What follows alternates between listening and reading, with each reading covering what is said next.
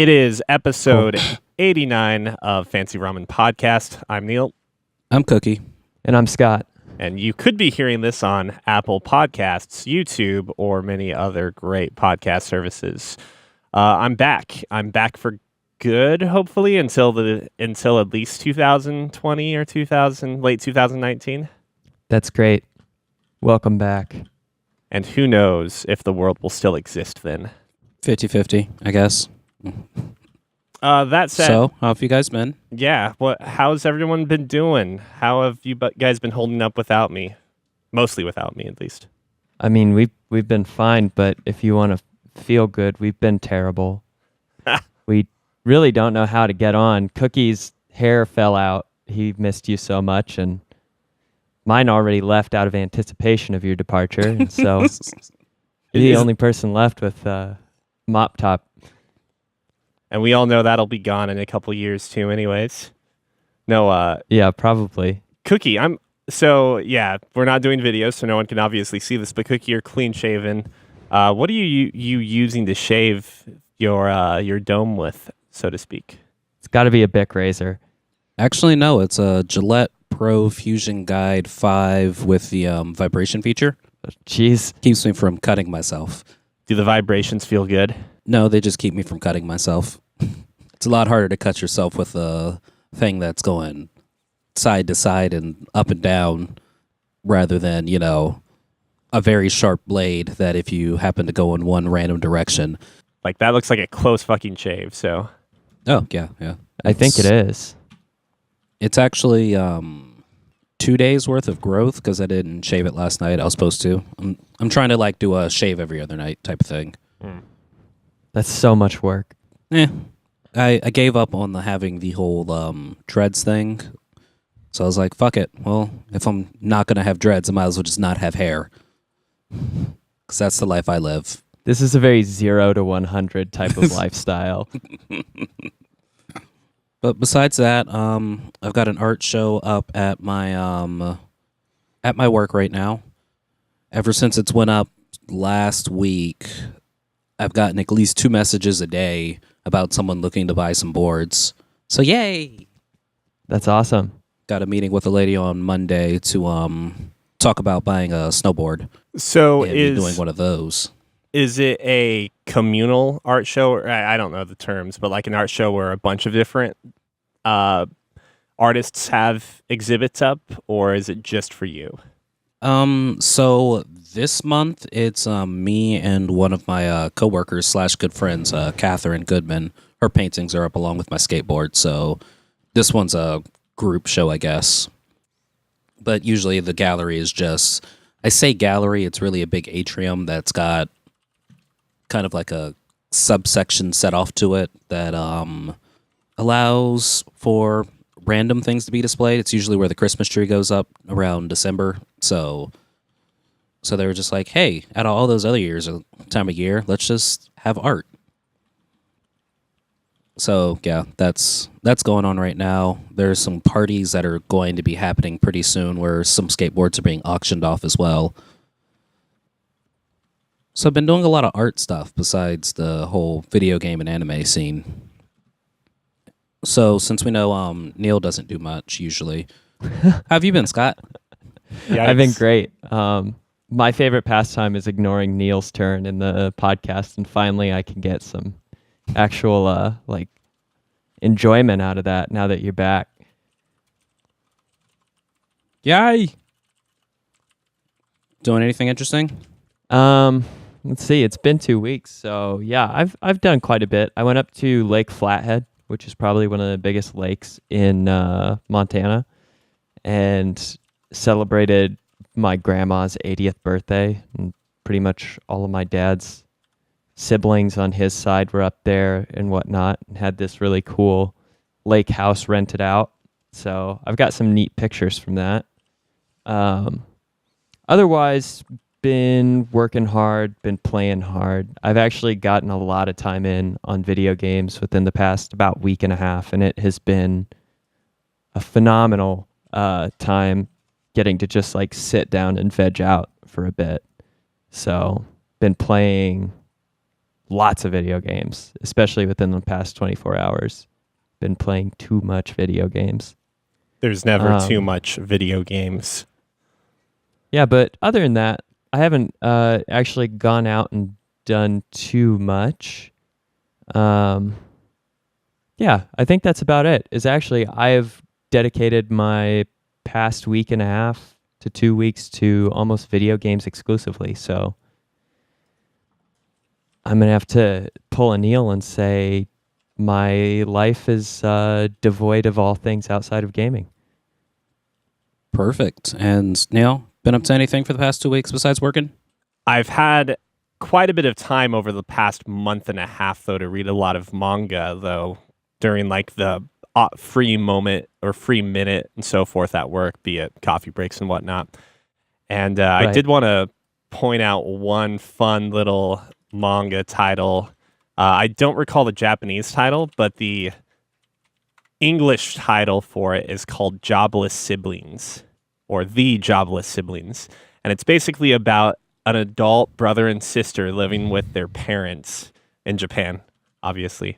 They don't have jobs, and they're basically just short little comic strips detailing out or showcasing their lives, which have zero responsibility, and yet they seem to still bring up like the aside from like usually disappointing their mother consistently, their father is always very supportive of their lifestyles for reasons that you learn later on.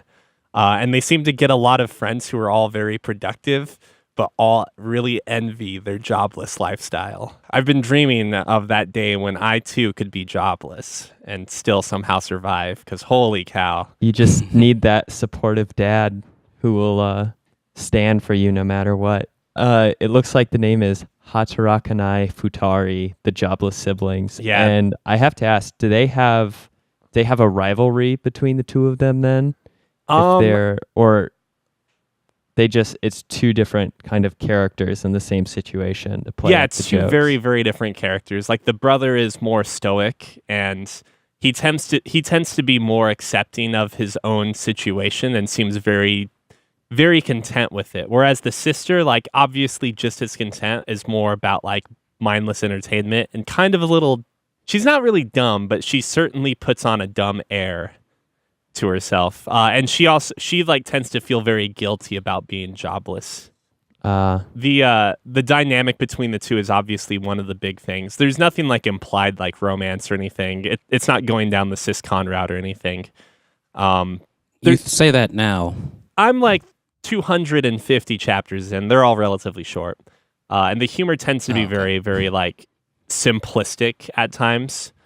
But yeah, I don't think there's any sort of romance. The only thing that ever comes up is that the dad keeps trying to get a coworker, like a younger female coworker, to meet his son. So hopefully his son can continue being a NEET.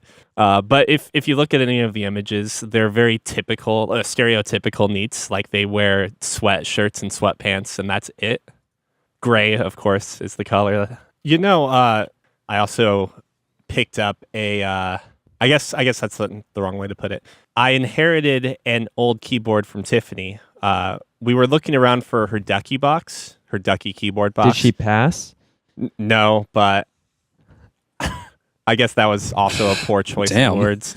We were looking around for her Ducky box, so we could find like these keycap removal tools. I was interested in dissecting my G810, my Logitech that's been giving me problems.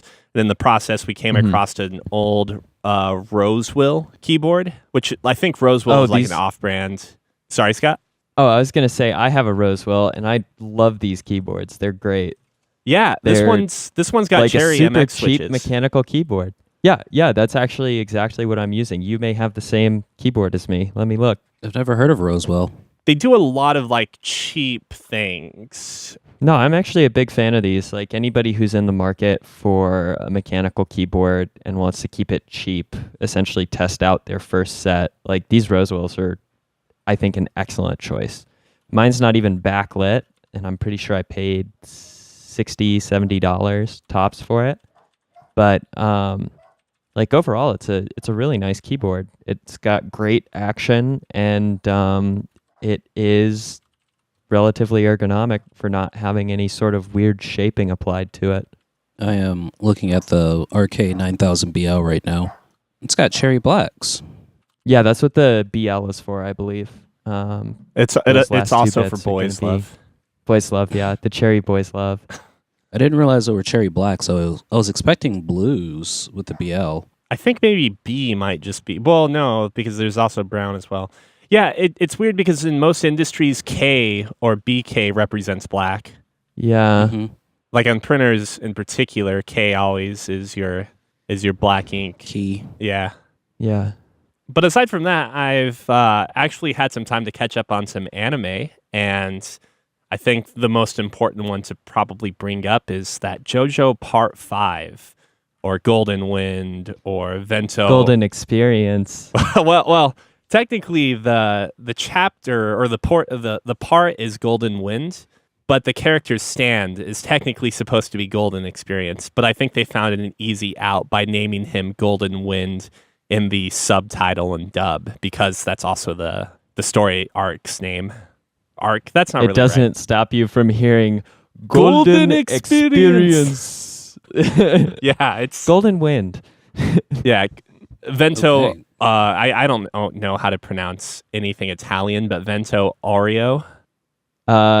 Areo's gold for sure. Vento's got to be the wind or Yeah. breeze or something.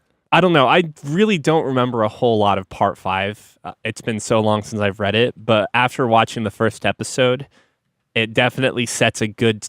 Watching the first 2 episodes, it sets a really good tone for this chapter of JoJo's Bizarre Adventure. Yeah, I'm looking forward to this one. I like it a lot. I've read half of this segment of the manga, and that's actually where I've kind of stopped, because the source I was using to read it stopped halfway as well. And so I went, oh, well, I'll wait for the anime to come out and I can catch up then.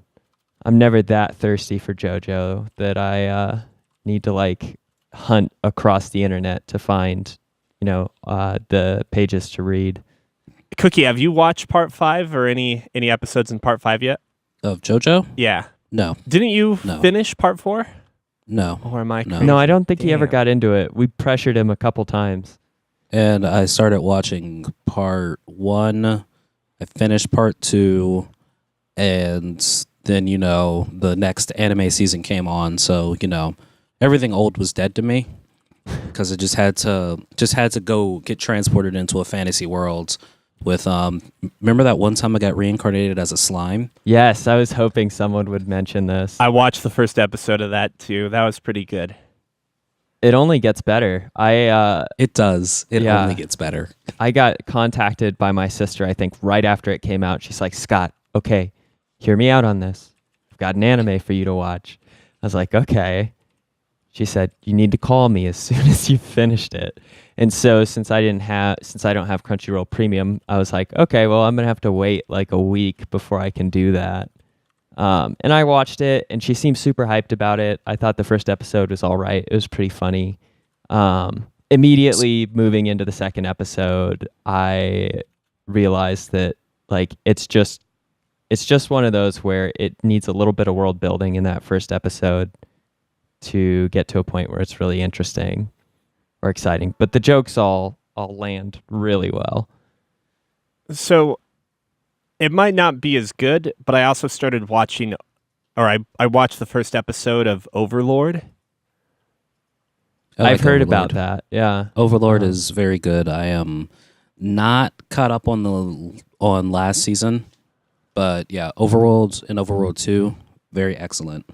So that's the same premise, right? It's the same basic idea. Like someone ends up in a fantasy world and they're overpowered as shit. The and gimmick kind of is the antics slightly. that ensue. It's a little different in He- which that the main character is playing an MMO as the servers are about to be turned off. And since I'm only one Mhm. episode in, I don't know if this is expanded upon any further. But since he stays logged into the MMO when the servers are shut down, his consciousness apparently seems to stay within the MMO. And It's Sword Art Online-ish. kind of, except it seems like there are no other players. So since he's like a max level person who is like a literal skeleton magician lord guy, basically like a demon god, like him being a normal dude then being put into this body, I'm assuming there's some conflict between him being like, well, I'm actually a normal person, but I guess I have to act like a badass now, potentially. They actually explain that really well in the show. I don't want to give anything away for you, but yeah, they actually, it's not that big of a spoiler. Since his character is undead, there are like inhibitors in his character's like coding that allow him to, like, if anything like flusters or freaks him out, there'll be like this little particle effect, then he'll get calmed down. So it's weird. I like it. It's fun because he's like, yeah, I'm human, so I don't really want to kill humans. But at one point, they're just a bunch of humans being slaughtered, and he's like, huh, I'd expect this to bother me, but it doesn't. Oh, well. So then just kind of moves on with life. And just to throw a wrench into it, I also watched a show called Rascal Doesn't Dream of Bunny Senpai, which at first when I got the recommendation, I was like, this is gonna be stupid. Real stupid, because Bunny Girl is mentioned in the fucking title. But the first 4 episodes actually turned out to be quite thoughtful and I guess much better than the title indicates. Kind of. I was going to say that is not the descriptor I would have expected for that title. Thoughtful. If thoughtful is the first word you go to, then it definitely lives up to a different expectation than I think the title leads. Have you guys heard of the show Hyoka before? No. Well, without that direct comparison, I'll drop that specific topic, but the Rascal Bunny Girl anime seems to potentially be a mix of mystery and supernatural. The first arc, which encompasses the first 4 episodes, brings up the idea that when the titular bunny girl character, who is not actually a bunny girl, she discovers that as a former actress or child actress who is now trying to stay out of the spotlight, her existence within reality seems to fade away. It's supposed to be like not even a graceful metaphor. It's that when she's trying to stay away from the limelight, everyone around her actually starts forgetting about her existence. And the protagonist, who obviously sees this person as a love interest, is trying to figure out what they can do to keep her from basically disappearing. So I'm assuming that there's some sort of supernatural. I thought the title said that he wasn't interested in her, though. Well, he's a little tsundere himself, so. Oh, I see. Well, this can be found on VRV. Yeah, although that's on my watch list now. While we're on the topic, though, I think Crunchyroll, also VRV for that matter, lost their agreement with Funimation. Did you get the email? Tiffany got the email. Yeah, but so... Did you have details on this, Cookie? Yeah. So actually, as far as I got, I kind of dug a little bit deeper into the email once I saw it, because I was like, well, is it going to be as expensive as it has been? Yes it is. So for whatever reason, Crunchyroll, VRV, which was started between Crunchyroll and Funimation, they had some kind of falling out. So Funimation's is pulling all of its content from VRV. VRV/Crunchyroll was very cool about like saying, hey guys, in about a month or a couple of weeks, you're gonna notice that there's no more Funimation products on VRV. We did have our licenses agreement did run out and was not renewed or whatever the wording was. But as like a compensation, we're giving you guys, I think it was like $20 worth of premium credits to buy things on like the Crunchyroll shop, or if you don't redeem it, it's just going to go automatically to 2 months free of VRV. So it's like, oh, that's good to know that I can no longer watch the English anime that I kind of just abandoned anyway after I caught up on it and wanted to watch the next episode, so I just switched to Japanese and Crunchyroll. Well, so is Funimation mostly just involved in the dubs? Yeah. Because I was under the assumption that Funimation also had the licenses for a bunch of, not a bunch, but like a handful of titles as well. So they've got the licenses for a lot of titles, but only the dubs. So the whole Crunchyroll and Funimation originally were like, hey, we're partnering up, and so this means if you have a Crunchyroll subscription, you'll be able to watch the dubs of things if it's on Funimation. If you have a Funimation subscription, you'll be able to watch the subs on Funimation. Then a week later, they were like, by the way, never mind about that. VRV. Just pay $3 extra for either like $1 extra for Funimation or $3 extra for Crunchyroll, and you get all this shit. Oh, so it's like, still going to stay on or VRV then? So anything dubbed that was on Funimation is probably going to leave VRV. Okay, gotcha. But all the subbed content was on the Crunchyroll side. Speaking of things losing faith, I got an email last week or 2 weeks ago that said, I know neither of you guys are MMO fans, but there was a MMO that was really hotly anticipated, then died on arrival called WildStar. They're gone. They were like, yeah, we're shutting down the servers at the end of this month. And there was also this hotly debated first-person shooter called Lawbreakers. Oh, yeah. Okay, I'm familiar with Lawbreakers. Same thing, basically. So they're shutting down their servers officially as well. So that game doesn't exist anymore. So if you bought it, it's just downloaded space on your hard drive now without servers, so you can't do... It doesn't sound like they're going to have any kind of peer-to-peer since they're shutting down the servers, and I don't think they had any kind of a local match set up. They got into the game behind Overwatch, which is just unfortunately like probably the like last nail in the coffin, it seems. Because I'm watching their gameplay right now for Lawbreakers to like refresh my memory, and this is about as Overwatch first-person multiplayer shooter arena as you can get. I think minus objectives. But the difference was Lawbreakers wasn't that good. It doesn't look that good.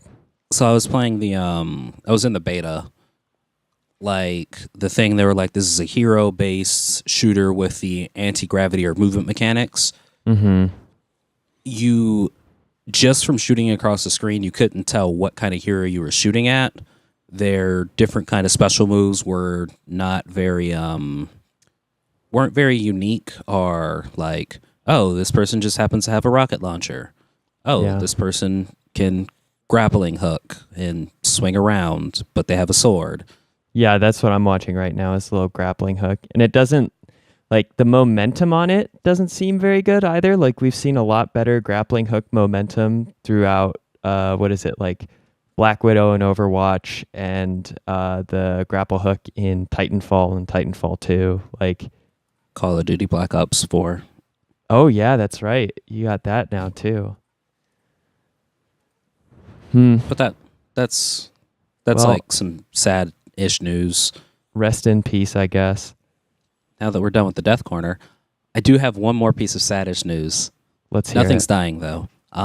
So, as you guys know, I am the fan of Black Ops 4 in this group, this small, tiny community of us four that hang out. They've released their supply drops in the form of like the content pass. So if you're familiar with Fortnite and how they do it, as you're playing the game and you get experience and things, you get unlocks and stuff. Yeah. So everyone's done their research, and it's about an hour worth of in-game playtime. So not even like an hour of being logged into the game gets you one level. They've released 200 levels for, I think it's like 72 days. And in order to get all 200 things, they were saying it's like 4 or 5 hours of active gameplay a day. So you have to be the characters from Neil's favorite manga right now. Yes. Got to equip that gray sweatsuit. Start grinding. Increases video game Yep. endurance. Is that based off of like average? Because doesn't win rate also contribute? Like if you win, it doesn't contribute to experience. No. Doesn't contribute to experience at all, and for that reason they were like, okay, so we know roughly it's an hour worth of gameplay, so let's do this. So guy went into the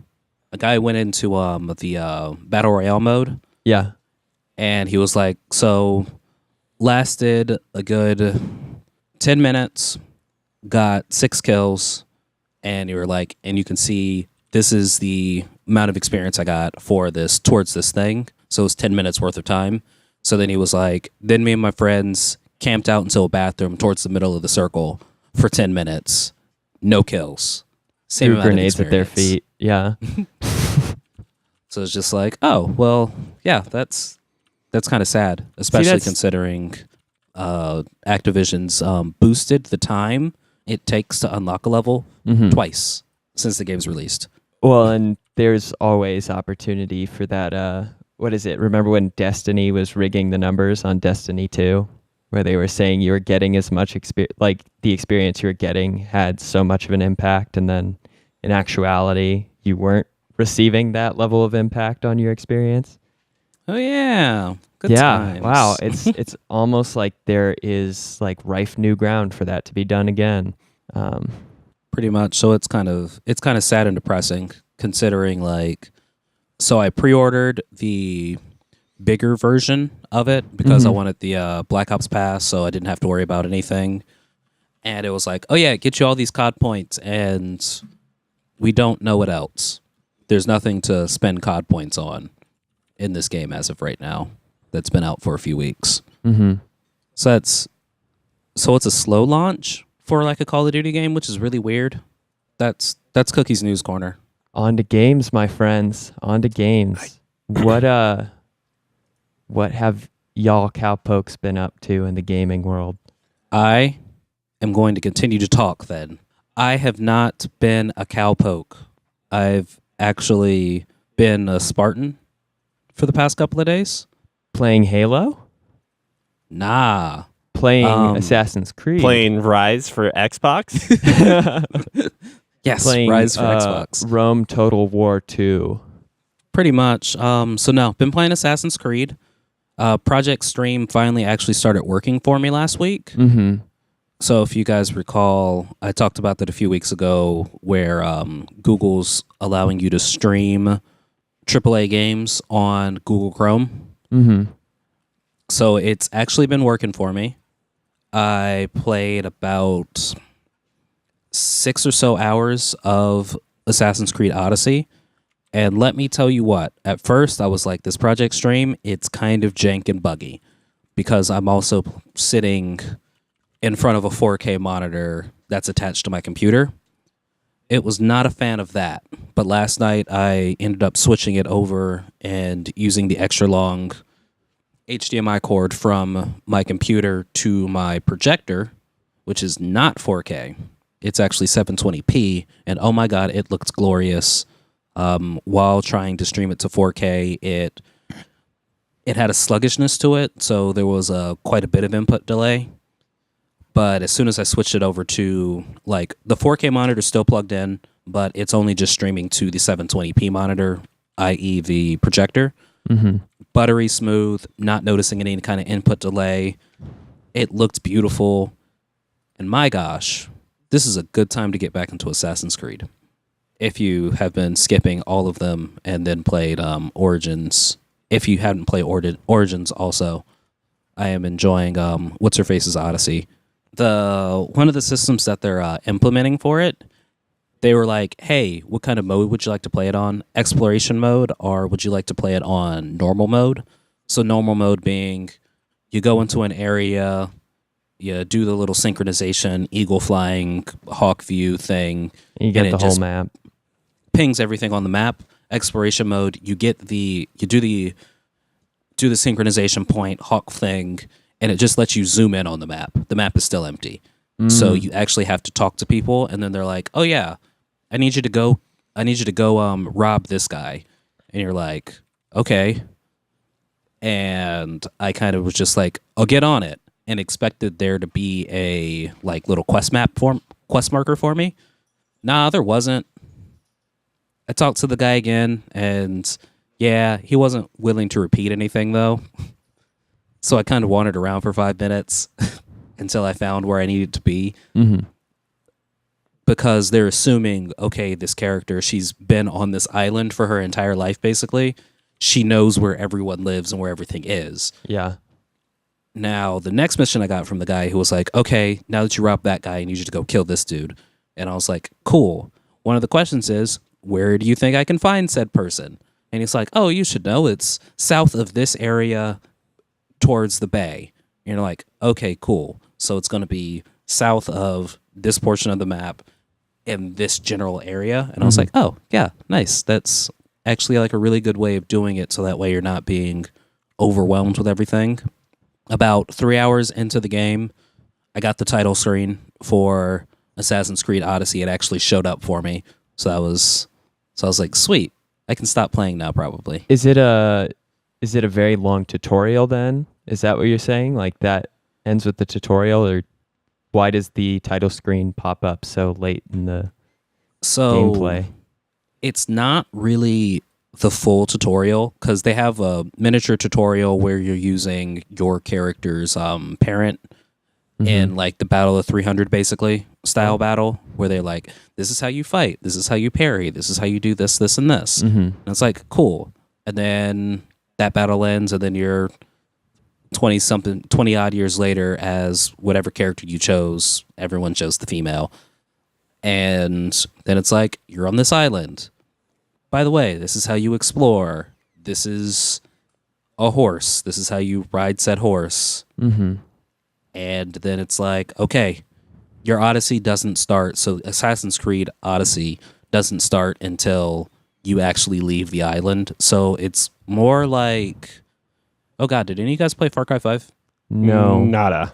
So similar to that, where it gives you like this really big area to explore for as long as you want until you finally do that one thing that you know, oh yeah, I do have to do this thing because this is where the story's leading me. And then it lets you go through the rest of the world. I mean, kudos to Assassin's Creed then for expanding their map size to not only cover like ancient Greece, but also Western Montana. That is mind-blowing. Like, I am so surprised. But yeah, fun game, good game. I'm gonna play a bit of it until the Project Stream beta ends, and then I'll probably I might end up renting and becoming a cowboy. Yeehaw. How's that been? It's been phenomenal. I have been playing a lot of Red Dead Redemption 2. In my case, emphasis on the dead part. Whenever I'm doing something of value that's a small, like, little side operation or chore, I mean, picking up a carcass of an animal to sell in town for skins or food or whatnot, I almost always end up dying before I can return that animal and reloading with all my effort wasted. The game itself has been a real delight. I've probably played about 12 hours straight within the last day. So I pretty much sat down with a glass of water and a little bit of beef jerky and just went to it. I'm trying to think what the most valuable thing to talk about for the game right now is, because I'm super early in the storyline. I will say, similar to Assassin's Creed, there is a very long prologue or tutorial portion for anybody who is interested in picking up the game. It did take me a little over an hour, maybe even 2 hours worth of gameplay time to actually finish the like tutorial portion, to get in the actual open world elements. And then even then, the open world is quite expansive, and you can really actually start to explore completely devoid of any I'd say like real influence in whether you need to take story missions or not. You can saddle up on your horse and just start riding if you feel like it and exploring. But the early missions have been good at explaining deeper mechanics to the game I have to say that one of the things I'm enjoying about this game a lot is that its mechanics are deep enough and relatively accessible that when I'm not accidentally misreading something on a menu queue or I'm not reading it fast enough and being gunned down in the streets, I'm learning something new in my toolkit on how I can kind of respond to scenarios and situations. I think there is like a fair learning curve to picking up all of the skills in this game. And I don't know how much is carryover from the original Red Dead because I never played that game, or Red Dead Revolver, which I think is a spiritual prequel The to first these one. games. Yeah. But man, it is so good to be a cowboy. This is my preferred experience over the GTA sandboxes for sure.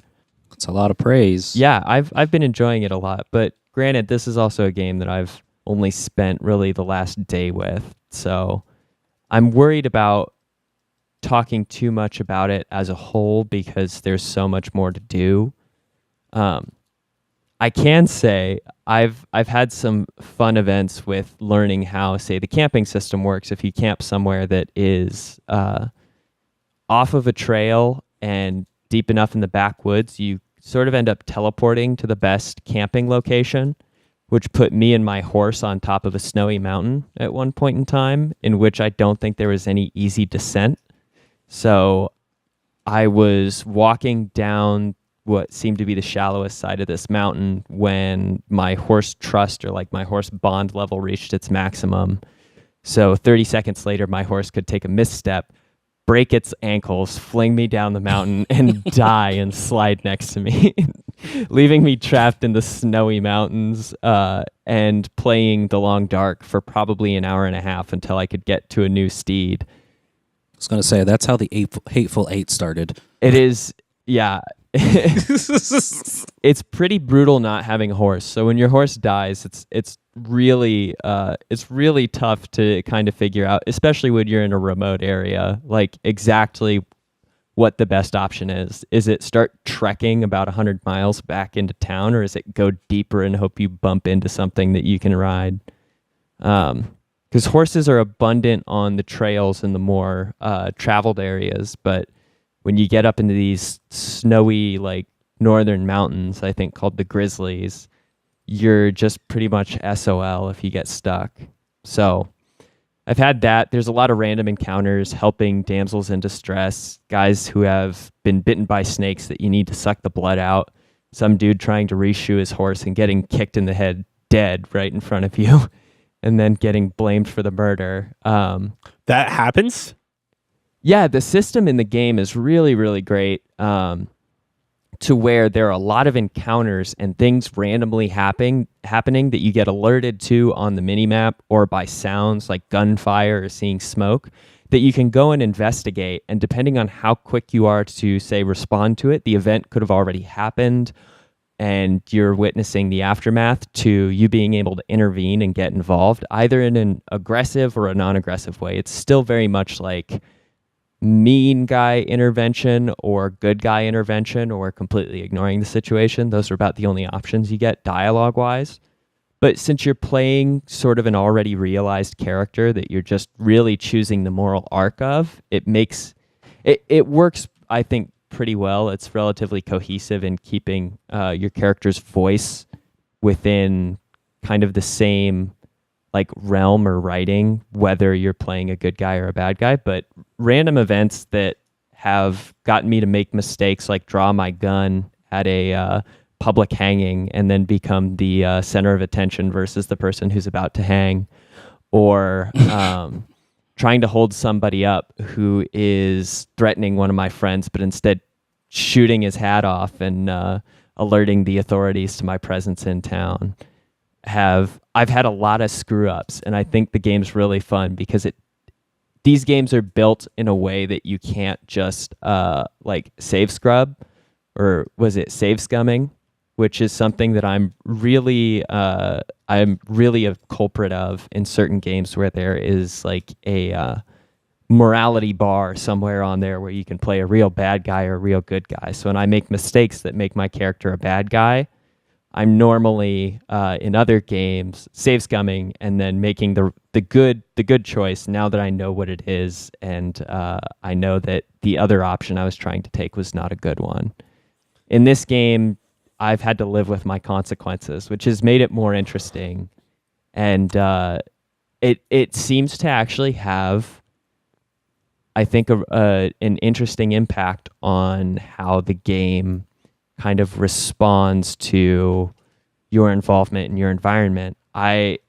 Walking through camp, have encountered this like little mini, it's not even a quest, but there's this small thing that can happen in camp from time to time where you'll walk by and one of the women in the camp will say, you look down or something doesn't seem right. And so, and so you'll sit down and you can have like a little therapy session with one of the women, and your character will talk about their like doubts about the situation that you're in, all the way to say, I've been a bad man, I've been killing innocent folk for no reason, I don't know why, I just get so angry sometimes at what I'm dealing with. Like it's really cool little niches for character building in otherwise just playing the standard game. I've been really impressed with the world building that they've done so far. I haven't done a huge amount of the story quests, so I don't have much to mention besides that they really start to, after you get all of the basic skills, have some like creative or more entertaining storylines occurring with the story quests. There's one where you take a guy named Lenny to the bar to make him forget some trouble that he's just bumped into. And it goes through these different, like as you're getting drunker and drunker, your interactions with the patrons around this bar are getting higher stakes. And it's this sort of sequence that you'd find in, what's the name of that? Moulin Rouge. The Moulin Rouge has a absinthe sequence, and it's sort of that, like your screen starts swimming, you switching from third and first perspectives, and your memory's like washing through, so you keep essentially ending up in different areas of this saloon trying to find your buddy Lenny. It's a delightful quest. Like I played it twice over just because I enjoyed it so much the first time. I'd say that this is definitely worth renting and having some time to sit down with, at the very least. From my experience, it's been a fun time. And as far as the percentage goes of the story I've gotten into, it's probably less than 10%. And so there's a lot of content here to enjoy. You're giving it a rent over a buy? Well, I haven't played enough to really say about it. I mean, if the system gets dull, if the gameplay starts to get a little boring, then maybe rental's good. And if the story's not enough to rope you in, just picking it up to try it out, I think is a worthwhile experience. But I don't know. I'm happy with my purchase already, and I've only played essentially a $5 an hour of entertainment rate. Did you play any Grand Theft Auto 5 or GTA Online? So I never played Grand Theft Auto 5. I played GTA 4 and some of the earlier ones, but I didn't get into it when online was happening. And since I don't have online on my PlayStation, this is a very single-player experience. I don't know how the social club thing is integrated with this, but there's really no interaction between me and other players. So I don't know if that makes things more hectic like GTA 5 can be. I was under the opinion that Red Dead Redemption 2, its online portion wasn't out yet. Am I incorrect with that? I mean, when you boot the game, you have the option to hit triangle for social club or X for story, and then it loads you up on the story. The social club was also available for GTA 5 on release, but the actual online element of it didn't come out until months later. It was about a year, actually. Yeah. Yeah, I thought it was a bit of time. Okay. The more you've talked about it, like the one issue I always had with GTA games in general is that it at times felt like you never had immediate control over the type of character you wanted to be. You were always going to be ultra violent, and the missions you were given always gave you that objective until GTA 5, where they started to justify all of the different ways you could play through the use of different characters. Obviously you're playing as one dude in Red Dead 2, but it sounds like you can be a good guy. I mean, a goodish guy. You're given an option to be a good guy, a goodish guy, a relatively neutral, non-scrupulous guy, or like a downright villain. More often than not, I've tried to play good guy who forgets the gun controls and then accidentally shoots someone dead that he was trying to spare. But it sends a message to his buddies. So can I be evil lawful? I guess I'm pretty sure you could play within like a lawful evil paradigm. I mean, there are situations where, say, I've tried to chase down an eyewitness to a crime, and I've lassoed this guy up, and he tries to run away, and he slips while I lasso him, so he's dangling over a cliff edge, and I've got my lasso, and I'm trying to pull him up. But I moved the wrong way, so instead of saving his life, I end up dragging him against some rocks at the bottom of the cliff, and he dies. Like, the systems in the game are really, really fun to play around with. Like, as far as a game where random encounters and kind of what you're doing in the open world can shape as much of your entertainment experience as the actual storylines and quests, I think Rockstar games really have a lot of room for that. This game feels, I don't know, a lot more authentic or genuine in your interactions with characters versus the old GTA games I used to play, where it's just like faceless, nameless people in the city that you are choosing to not run over with your car or like rob for their money. There's a much finer line that you can kind of walk between being a good guy and then making a mistake and being labeled as a bad guy to being an outright bad guy. And there's even ways to like commit, I think, robberies and whatnot in a way that's not good necessarily, but on neutral grounds. Like people with shady side businesses, you can rob their shady side businesses, and that overall helps the community. But you're also robbing someone, so you're still getting like a loot benefit out of that.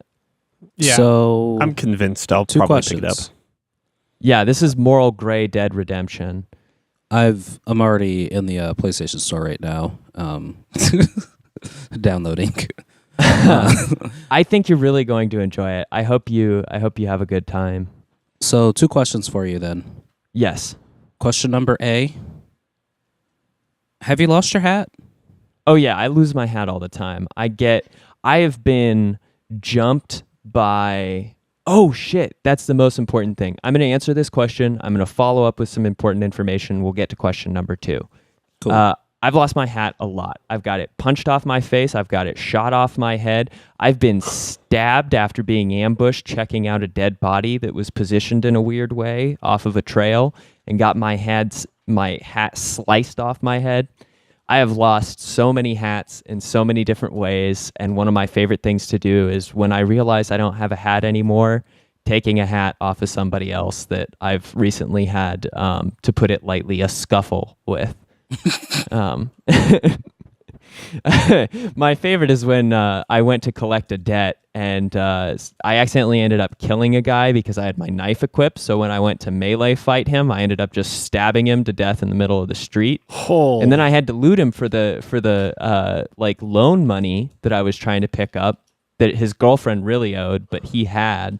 And so I looted him, and she yelled at me for looting him, and she's like, "You might as well take everything in his pockets. I've paid him every dime I've got, you sick son of a bitch." And, and so then I grabbed his hat right afterward and put his bowler on, and I was like, "Well, all right, I'll see you later." And I got on down the road.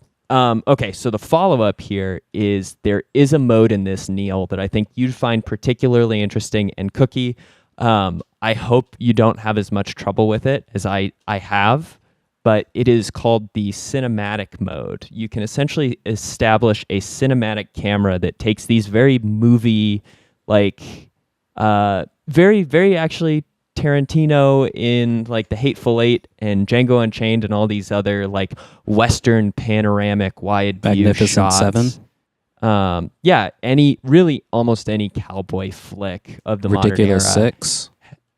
Sure. you can just keep naming cowboys and numbers. Frightful I'm sure we'll Five. get down to the partridge in a pear tree. But this cinematic camera mode is really cool. You can essentially start like auto moving your horse along a trail or a set route with it. And so when there's dialogue options going on with characters, you can essentially just get what is like a movie cutscene out of it that it's immediately interactable with from that view, or you can snap out of the view for a little bit easier time with the controls. But I've been using it quite a bit on missions where I'm escorting someone back to town, or I'm on a ride with my buddies before we raid a enemy bandit camp or something. And it is a delight. The only problem with it is obviously movie angles are not always the best angles for seeing what's in front of you. So I've been like auto galloping down the road and run into a blockade of bandits and not seen it until like seconds before, where they're trying to rob me. But instead I just blast through on my horse, crash into it, catapult off of my horse, and then get into a gunfight where 6 or 7 people that I would have thrown a Molotov at or something all just gun me down in the dirt while I'm trying to get back up. So the camera can be a little buggy in tight spaces. It also does not work well for certain random encounters. But it is a really cool feature that I think is going to add some like lifespan to the game when it comes to traveling from area to area, keeping it from being really boring, running through the same environment again and again and again. It's a very pretty game. I know you have the PS4 Pro, Cookie.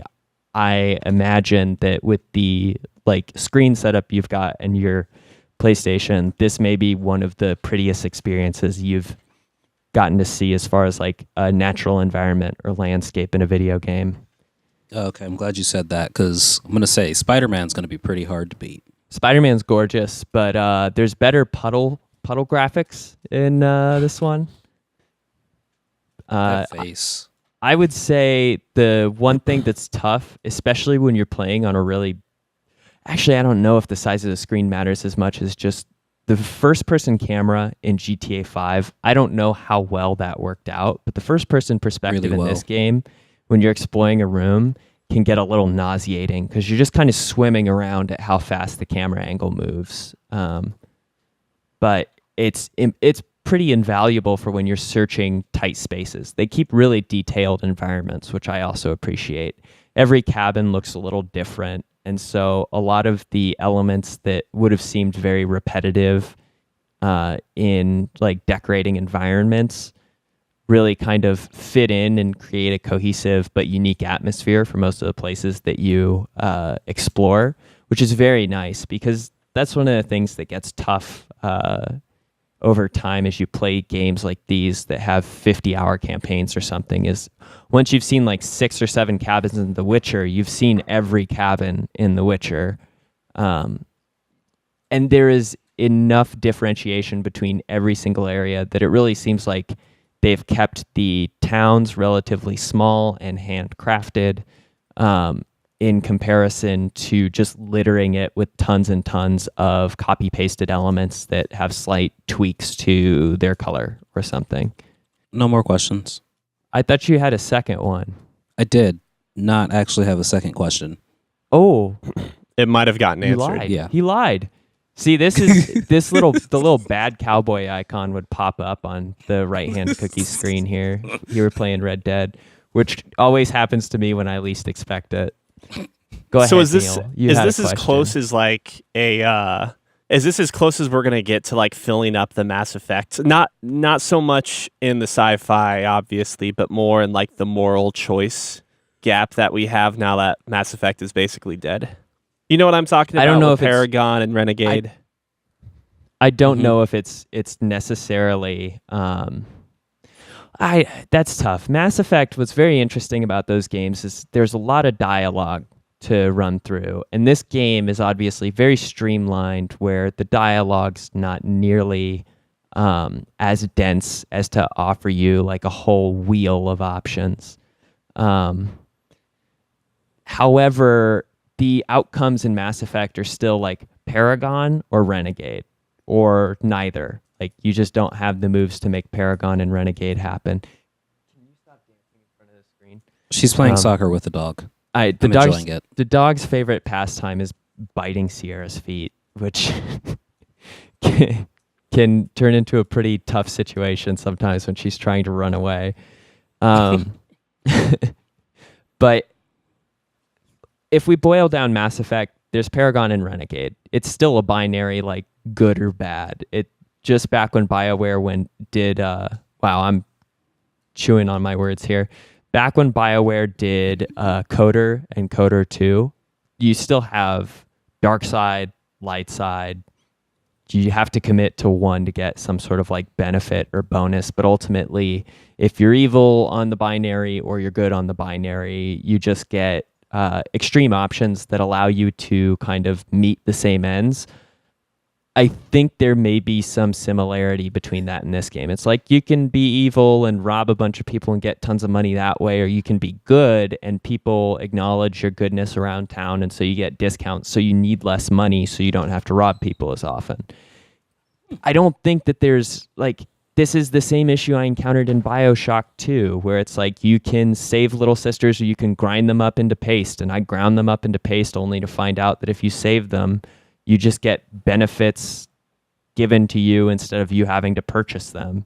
So it's one of those things where these game systems don't actually challenge or reward you for doing right things or wrong things. And if anything, being a good character is easier than a bad character because there's no pursuance by the law. There's no issue that you have to deal with being a criminal, but you still get most of the benefits that you would otherwise circumvent being a criminal in the game. So that's one thing that I miss about these morality, or that's one thing that I wish these morality systems in games did more effectively is in Fallout, if you're playing at a super high difficulty in some of the early Fallout games, it's actually really difficult to be a very good person because every resource, every interaction, every item is valuable to you at the start of the game. And so you have to kind of be a lot greedier if you're playing at a high level in it. And I think that gets modified later in the game where you just get so well equipped that you can just hand out purified water and boost your karma all the time. But I really like games where making the right decision is not always the easiest thing, and sometimes even makes the game harder, because I think that's sometimes the value of being a good person, even in a video game sense, is like you shouldn't necessarily have to institute a reward for being a good person for players if they want to act that way. Right. It's already a video game, so it's like there's no actual stake or risk in it for the player besides added effort, but if it's entertaining to do so, then I think it serves the video game's purpose. I didn't mean to get into a like ethical discussion on video game morality, Yeah, you did. But we're here. I'm assuming that covers Red Dead. I mean, yeah, that's all I have to say about Red Dead for now. I can bring up some more fun anecdotes next time and let you know how the game progresses further. But I figure we should put a fork in it until Cookie gets some time with it. And Neil, if you get the chance. Yeah, I probably will put Spider-Man on the back burner for now and end up picking up Red Dead instead. I would wholeheartedly say that if you haven't bought a game in a while, especially for the PlayStation, and you're like waffling between Spider-Man or Red Dead, just pull the trigger with Red Dead. Spider-Man was a good game. Already seems a much shallower experience to play Spider-Man versus playing a day's worth of Red Dead. Well, since the topic came up, I just, as a real quick aside before we talk about a game that I think all of us have had some experience in, since you brought up games of the year, so to speak, at one point, Cookie and Scott, you said that like, or I can't remember who it was, but someone said that it'd be tough to beat Spider-Man, right? Cookie, what was it? Yeah, it's gonna be one of my top games of the year due to the fact that I was actually able to play it and beat it, but it still had enough like depth that some people are still playing it and enjoying it. Hey, I've got a game for you. It's called Preschool Tetris, okay? You can beat it, and then it'll be the best game of your year. Now, the game that I feel has made a very serious argument for me, or very serious attempt to be that game of the year for me, and I've brought it up before, but I really just want to hammer home the point that you guys should maybe try and pick it up if it goes on sale, or if you just feel like a Metroidvania. The Messenger is pretty solid. It's It's really good. I'm at like the end game, or what I think is the end game, and it's opened up entirely. And granted, part of my experience has been based on the fact that I didn't know it was going to be all of these different things when playing it. I knew there was time travel, but I didn't realize you would start using it in the middle of the Metroidvania portion of the game, or the second half of the game. So there are points where you're kind of doing Titanfall 2 shit, where you have to jump between times to platform correctly. Really, really cool in that regard. And the writing has only, like, it went from charming to funny at times to, like, fantastic. Nothing's ever serious, but, like, there are some twists in that game that just feel so right and so good. And again, nothing serious, no serious twists, more comical twists. A lot of unanswered questions in the first half of the game get answered after the big reveal, as you say. And then the game continues to surprise you with ridiculously stupid, funny jokes that just make this game a big contender for Game of the Year. And it's crazy because 3 of those games for me right now are all retro games. That being Octopath Traveler, this game, The Messenger, and Curse of the Moon, which is the Castlevania Castlevania's Igarashi. It was technically a bonus game that they got from Kickstarter for Ritual of the Moon, which is basically a spiritual successor to the Castlevania PlayStation 1 era Castlevania games.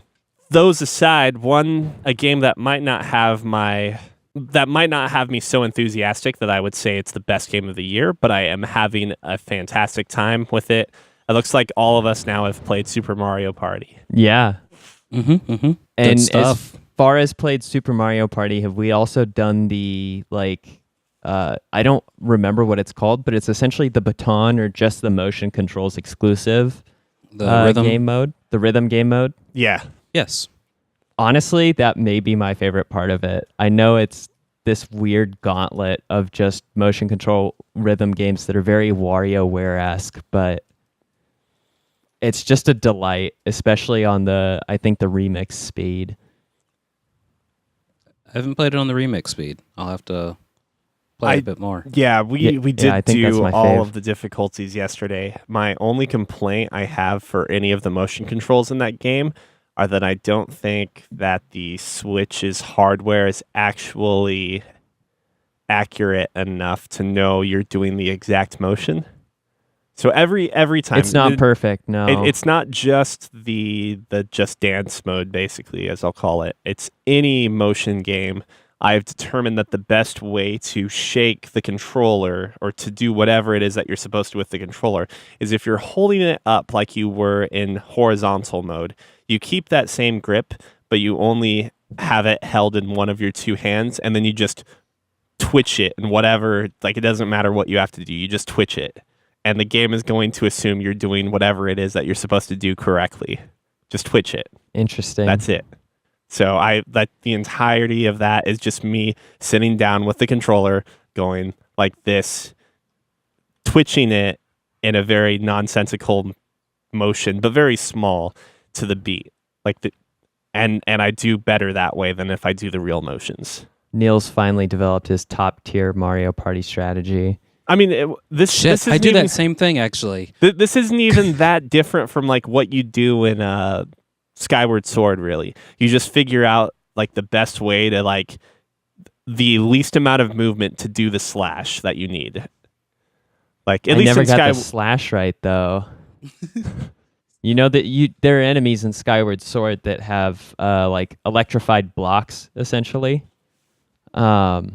Yeah, and just with those, it was kind of an endurance match on how often I could swing the Wiimote into the electrified field before they moved it, so I could get the attack off because I had no precision with that game. The Girahim boss battles were the same thing, where I'd just wildly flail my arm, and I'd hope he'd lose more health than I would lose hearts in an exchange. That's bad. I like it. Yeah. But at the same time, like my criticisms of the motion controls aside, though, like it works when you're doing the motions as they want you to as well. So really, it's just a matter of like, it's kind of like the Wii Sports, where if you're doing it the way they want you to, you're getting your workout, so to speak. The one thing I forgot to bring up outside of the video game portion is I finally saw the 1982 remake of The Thing. How'd that go for you? Oh my gosh. Without going into too much detail, actually the guy who voices Captain Anderson in Mass Effect is a primary character in that movie, Keith David, and he's also about 20 years younger than I've seen him in any other media that I've consumed. But exceptionally good sci-fi movie with horrible green screen effects. Wait, which film did you watch? It's The Thing. The 1982 version of The Thing. Okay, sorry, I thought you said the remake, so referring to the 2011 version. It is. Well, it's a remake of like a 1950s. I think The Thing originally was also in. It was a remake of a film by a different name, called, I believe, Who Goes There. But yeah, this is the John Campbell version, is what I'm saying. Really, really awesome film. Just thought I'd throw that in there for anybody who's looking for a scary movie to watch for this Halloween. Because this episode's going to come out probably right before, right on, or right after Halloween. Yeah, sometime right within the next 30 days relevant to what we're doing now. I was going to say, don't put Neil in a box. I gave him a very big box with plenty of room and wood chips to scurry in. We've deviated from Mario Party. I can share like some general feelings on it. Okay. I've always struggled with these games because it's like, unless I'm playing them with a group of people, I never feel like they're ever worth putting or committing any time to. But I don't know if it's just because I'm at a different age now that I don't mind playing with AI, or if genuinely this game or any other past iteration of Mario Party has, but I haven't played it, has kind of fixed some of the issues that you can have by playing them just with one other person or possibly by yourself. The way the game kind of unfolds or opens up new modes and new features as you play along gives you a sense of direction or a progression that you normally wouldn't expect or need out of a party game. I also think that the AI, even at like its current hardest difficulty, I guess there's one step further than that too that you have to unlock, is like a mixture of still like stupidity, also with sheer like AI cheat going on. So like, there's no way you're going to be able to beat a button mashing AI in very hard if they have buddies and you're by yourself, for instance. There's just like, there's no level of difficulty there. It's just you lose. But at the same time, like the AI seems to do a decent job figuring out like who the best person to steal a star from. Like if human player B happens to be right next to a star, they will account for them being in proximity of that star. So even if player A has a bigger lead with the same amount of stars and more coins, they'll take from player B because they're going to end up at the next star. Small things like that just seems to make more sense, or the AI seems to do a better job making those decisions. And so the game's not like painlessly easy to win, even at the hardest difficulties. What else? Some of the gimmicky things on the side are also pretty fun to mess with too, like the stickers. And maybe it's because I just like putting these characters in really stupid poses. But like I spent a good 30 to 40 minutes messing around with stickers, which like is something I would never expect myself to do. I couldn't figure out how to use or mess around with the stickers. I'd go into the room with the stickers, and then I'd just see the stickers, and I'd be like, okay. Then I'd leave that room. You couldn't put stickers on. You just talk to either the toad or you hit the action button in front of the mural or whatever it is. The sticker mat. Oh. Can you explain the stickers? So it's a secret room to the left-hand side of the Mario Party area. So if you go to the right, it's the 2-switch mode room. Yeah. Okay. If you go to the left, it's left in like caddy corner. There's a red pipe, right? Green pipe, I think. I think they're both green pipes. Green pipe, where you get to go into a room and play with stickers, and I never got a chance to play with the stickers. So Neil, take it away. Yeah, I mean, it's nothing special. It's just you unlock stickers as you make more progression into the game, be it just playing certain game modes or actually getting gems. I'm not sure what's linked up to it, but those things continue to unlock more stickers you can buy using the party points, which of course are not an actual paid currency, but an in-game currency that you get from playing the game. And so the better stickers are usually given to you later or purchasable later, but you get to just make up stupid poses with these characters and stickers and all these weird emotes and things. And again, like, it's something superficial with absolutely no gameplay value to it, but it's easy to spend 30 minutes. Yeah, just making up some stupid scene. And that just furthers my whole point that the game, there's like a progression to it that even if you're not using it as a party game, you can be compelled if you're having fun to continue playing the game. I can only see how much fun this game offers between its 3 or 4, if you put in the motion control content. It's 4 game modes, like the regular Mario Party, then you have like the free movement team-based Mario Party, and then you have the raft Mario Party, or like where you have to go down the you basically are going rafting. I don't know if you guys have played that mode at all, but that's actually really fun to play with someone else. And I imagine as 4 people trying to coordinate which direction to go would only be even more hilarious. I'll have to try that out next time I play Mario Party with my sister and her husband, because we didn't get to do that, but I'm very excited to do some whitewater rafting. It's weird because like what I wanted out of a Mario Party game going into it is just like, give me interesting boards that can make anyone salty, and give me a bunch of fun mini games. And I think they've accomplished both of those things, but the rafting is like an unexpected delight, because all it really is it's your 4 players on a raft, 2 sides each with their oars. And as you're going down this river, you can run into red balloons for mini games. And if they're all cooperative mini games too, which that's all, like a very nice, refreshing change. And if you do well, you get more time on the raft. It's like an extended mini game with other mini games, like essentially inserted in. Exactly, but it's all cooperative. And the idea is that you only have X amount of time to get through the entire course.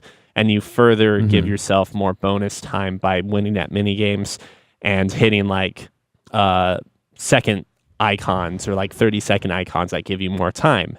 And so just like any cooperative game in a party setting, there's probably going to be someone that starts to troll it up. And like those are the types of things I could see being extremely fun in Mario Party. Because if one person's trolling, the other 3 could potentially still save the day. Man, you have quite a sinister grin as soon as you introduce that someone could muck up the cooperative system. I mean, I feel like someone. We're going to have to play Mario Party when I'm back in town again. Do you know when you're going to be back? I don't know. I'll make another vacation out that way. It probably won't be my first choice, but it'll be soon enough. Just no. We'll figure something out. Yeah, why don't you guys come out to Montana and hang out at my dude ranch that I'm going to set up after I finish Red Dead. I'll have learned all the skills. Are you going to go in with a 6-shooter and then rob your family of their house? Yeah, Damn. and if it goes anything like my gameplay in Red Dead has, I'll put the bandana on after I come in. Oh, that's good. I'll put it up and be like, now they'll forget my face. Super Mario Party's been great. It's been a real delight. The mini games are a lot of fun. What do you feel about, my last question is, how do you feel about the addition of both the ally system and the dice system, and kind of how those also correspond to one another? As you get allies, you get their dice, which also contributes to mini games, I believe. It does. There is a ally system minigame. I like that feature, honestly. It's really cool. Changes things up when you're like, Oh god, that's one stupid AI is just going in that circle to get as many fucking friends as possible. Shit. On the Thwomp map, isn't there a circle for the allies? Actually, on every map, there's a circle for the allies. Really? Yeah, if you hit start to like view the map, Toad will always give his toad tips, and he'll actually break down each of the like maps. So the map itself. He'll be like, so you go in this area to get friends, you go in this area to get coins, you go this one to get stars. Oh man, I've got to definitely figure out what the optimal like mathematical strategy is then to get allies before collecting stars in this game. The level of RNG from your dice movement, though, is like it. I don't know. I feel like they do a good job tuning the importance of stars, early game stars, and allies really well. Have either of you hit a hidden block and gotten a star from it yet? Yes. Yes.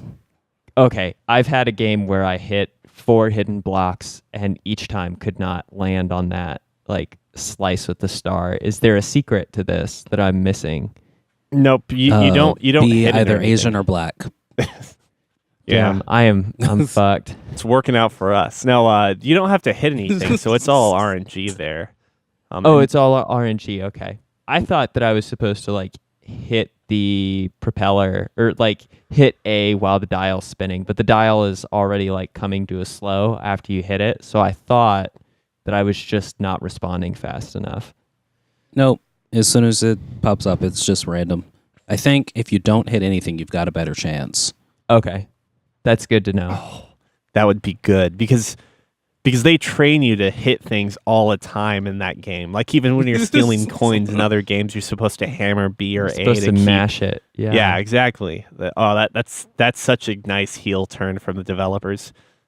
Showing restraint is actually how you get the benefit. There are so many good, like, infuriating mini games too that you have to rely on your teammate for, like facelift. Is that what it is? Oh yeah, that one is tough. Where you're If dropping Which one's that face one? pieces on.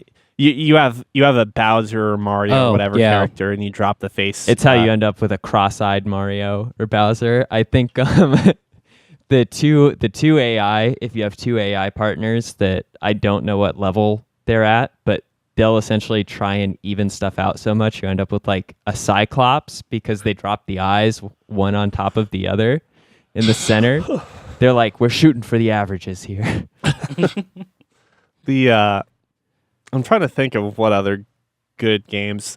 They're like a lot of the games are so simplistic, but they just appeal to me on so many different levels. Like there's one where there are 9 cloud spaces, and your characters, the 4 characters, are each on like the left, right, top, and bottom clouds.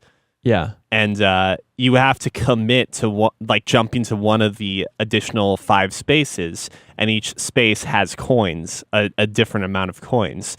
So it's like a psychological game of like, okay, there's obviously a shit ton of coins in the center, but if I jump at that probably has the highest chance of someone else jumping towards it. And if 2 people jump to the same space, they knock each other backwards. Have you guys no played one gets this one? paid. I I like haven't, this one. but it sounds good. I was trying to think of a single mini game I played that I didn't like because everybody's got those games in Mario Party where they're like, oh, this mini game sucks. And for me, it's always the pinball or Tetris mini games. But I actually haven't encountered one that I haven't enjoyed yet. I mean, Facelift kind of sucks. It's not that fun, but It's more not that fun hard just either. when you are working with someone that or if you're going against someone that's not good at, like if it's against 2 AI and the AI is fucking up the other their face, or if you're like going against a human who has an AI and the AI continues. It's kind of more of like enjoying how bad things happen in a mini game.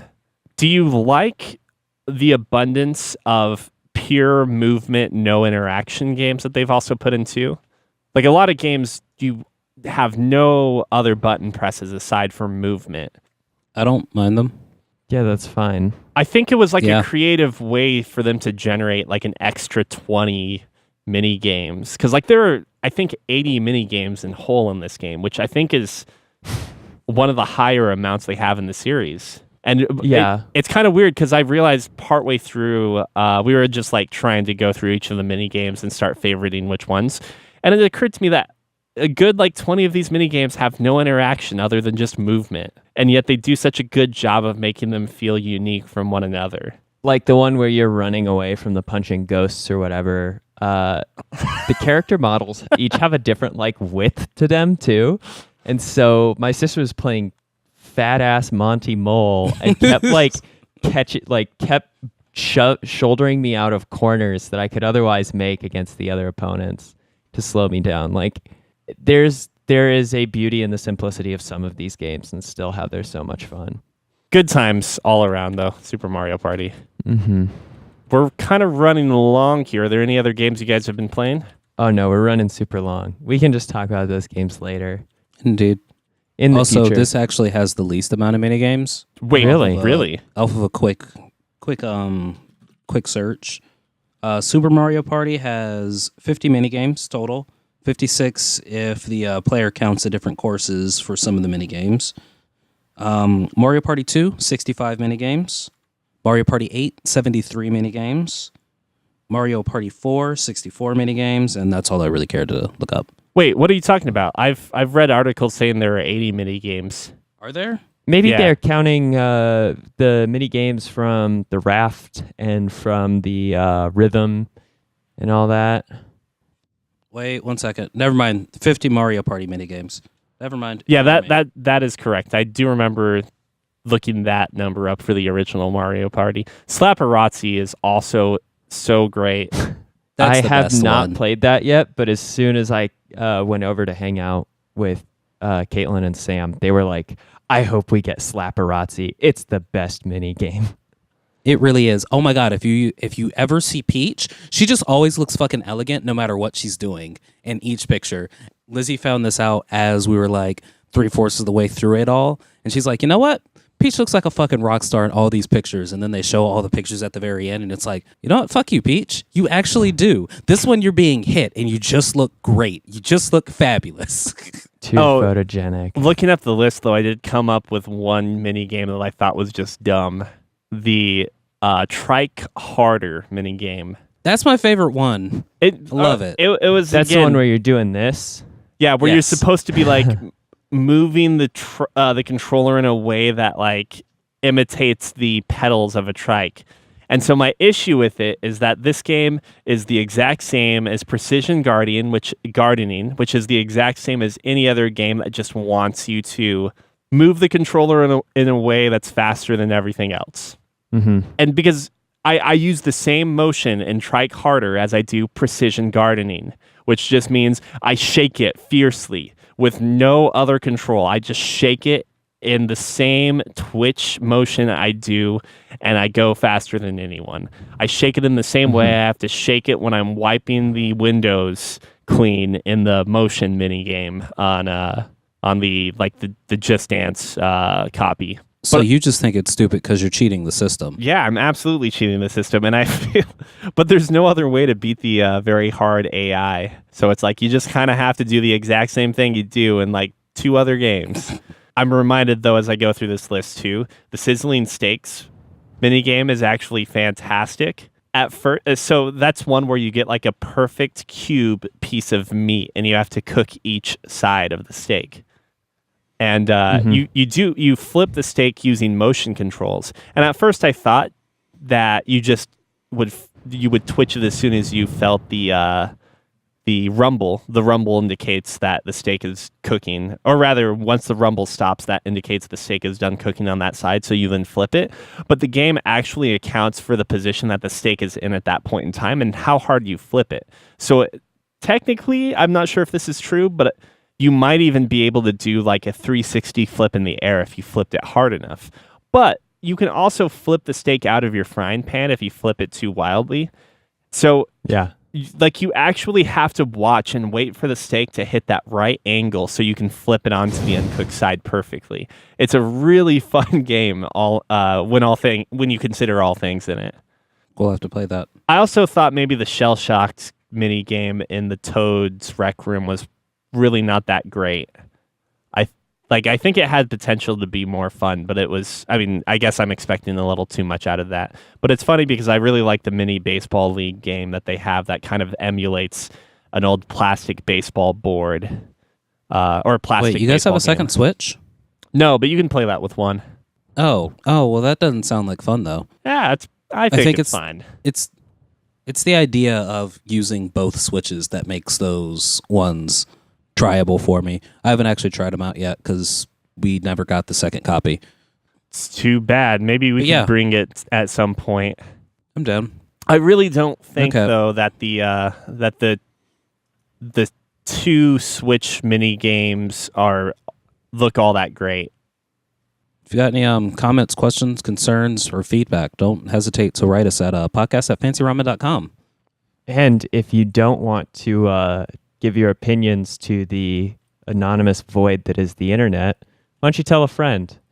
Damn, that was like the shortest version. I'm digging it. I usually edit down things now. So catch us next week. Otherwise, you can catch us on twitch.tv/fancyRamenTV for all sorts of random games. At some point this week, the first episode of What the Buck will be coming out, and that'll be fun. Playing some ridiculous game called Shut Up and Jam Barkley Gaiden. Have a good week, everyone. Ooh, nice. Bye. Bye.